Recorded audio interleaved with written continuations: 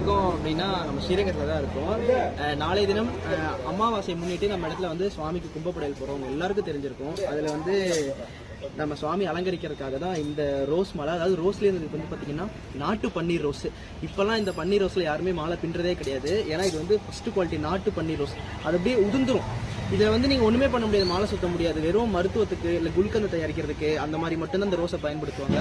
இது வந்து விண்டேஜ் கால மாடலுங்க. பழைய ஒரு 20-30 வருஷத்துக்கு முன்னெல்லாம் பார்த்தீங்கன்னா இந்த 80s அந்த பாரதி ராஜா படங்களெல்லாம் நீங்கள் பார்த்துருக்கலாம்.